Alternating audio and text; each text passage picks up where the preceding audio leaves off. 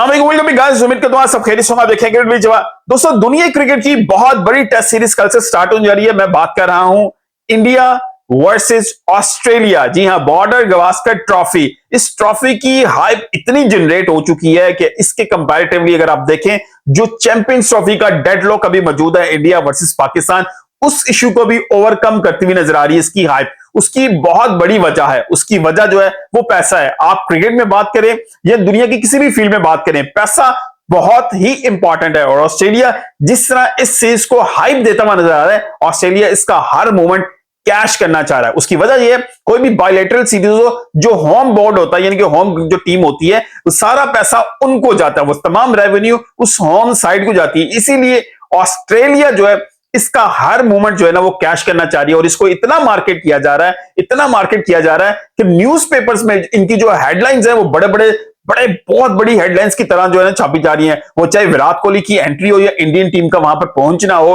Along side this, वहां पर bilingual यानी कि ना सिर्फ ऑस्ट्रेलियन लैंग्वेज के अंदर यानी कि इंग्लिश लैंग्वेज के अंदर, बल्कि पंजाबी लैंग्वेज के अंदर भी जो है ना इनके हवाले से न्यूज पब्लिश की जा रही है। क्योंकि इसको इतनी हाइप दी जा रही है क्योंकि इंडिया की जो आई बॉल्स हैं वो ना सिर्फ इंडिया के अंदर मौजूद है, बल्कि ऑस्ट्रेलिया में भी इंडियंस की बहुत बड़ी तादाद मौजूद है। तो ऑस्ट्रेलिया जानता है कि इसको कैश किस तरह करना है, स्मार्ट मूव कर रहे हैं, अच्छी तरह इसको मार्केट कर लिया गया है। अब उससे कैश कल से स्टार्ट होना शुरू हो जाएगा, क्योंकि कल है पहला टेस्ट मैच जो पर्थ में खेला जाएगा, इंडिया वर्सेस ऑस्ट्रेलिया। इसके अलावा इस टेस्ट सीरीज की इंपॉर्टेंस ये भी है कि डब्ल्यूटीसी के फाइनल के लिए कौन सी टीम क्वालिफाई करेगी।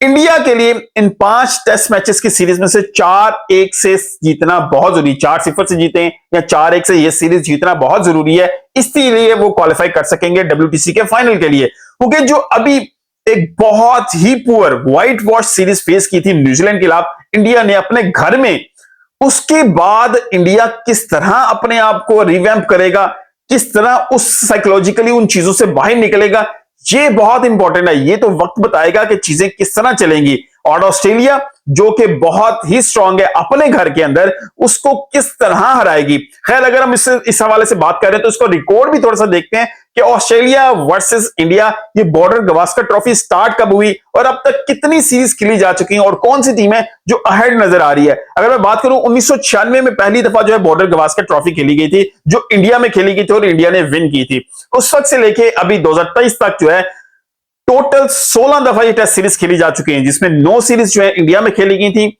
और जो बाकी 7 सीरीज थी ऑस्ट्रेलिया में खेली गई थी।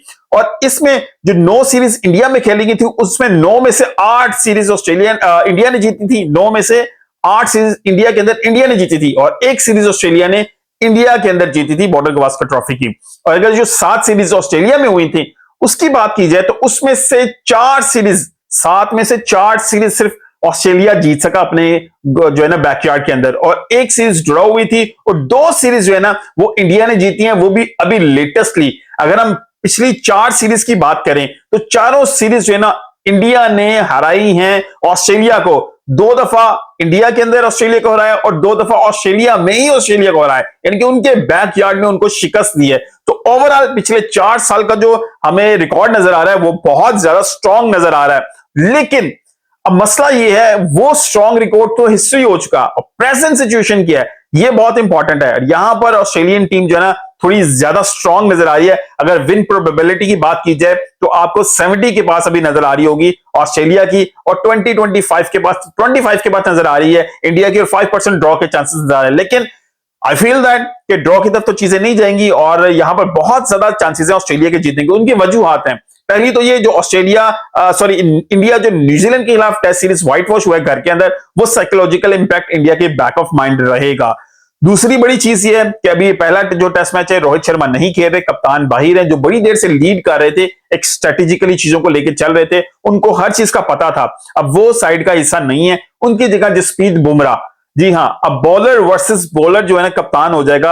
यानी कि उधर से पैट कमिंस जो है वो कप्तान है फास्ट बॉलर, और इधर से जसप्रीत बुमराह वो कप्तान है फास्ट बॉलर। अब ये बॉलर्स की जो है ना कैप्टनसी का जो है ना मार्जिन निकलेगा कि कौन सी टीम जो है ना अच्छा परफॉर्म कर सकेगी। ये पहला चांस है, मुश्किल मौका है जसप्रीत बुमराह के लिए, लेकिन चांस तो जरूर है। अवेल करना उन पर डिपेंड करता है किस तरह करते हैं। खैर, अभी बात करेंगे ऑस्ट्रेलियन अभी भी वैसे अहेड नजर आ रहे हैं। अगर मैं बात करूं बॉलिंग साइड के हवाले से ही, तो कप्तान पैट कमिंस ने जितनी विकेट हासिल की है अभी इंडिया की पूरी बॉलिंग लाइनअप उससे पीछे है।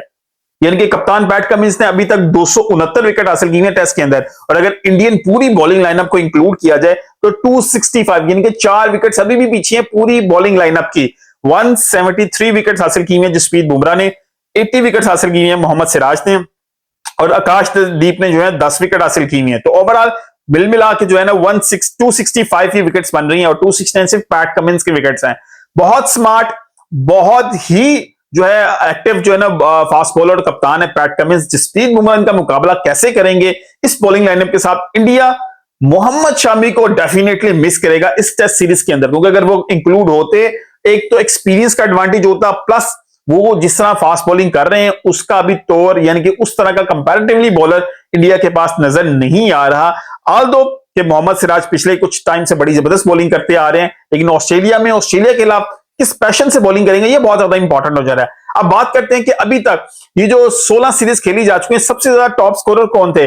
अगर मैं बात करूं तो इसमें सबसे ज्यादा जो रन्स किए थे सचिन तेंदुलकर ने किए थे, जिन्होंने 3262 रन किए थे 65 इनिंग्स के अंदर। और दूसरे नंबर पर मौजूद है रिकी पॉन्टिंग, जिन्होंने 2555 रन किए थे और 51 इनिंग्स में।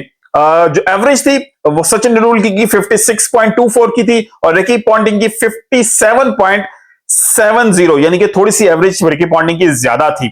और अगर मोस्ट विकेट्स की बात की जाए तो विकेट्स के अंदर जो अभी एक थ्रेट मौजूद है इंडिया के लिए ऑस्ट्रेलियन बॉलिंग लाइनअप के अंदर, वो है नथिन लॉयन। उनकी अभी तक सबसे ज्यादा विकेट है, 47 इनिंग्स के अंदर उन्होंने 116 विकेट हासिल की हुई है इंडिया के खिलाफ बॉर्डर गवास्कर ट्रॉफी के अंदर। और जबकि दूसरे नंबर पर हाईएस्ट थे वो अश्विन थे, उन्होंने 114, यानी कि 2 विकेट्स कम थी, 114 विकेट हासिल की हुई है 42 इनिंग्स के अंदर।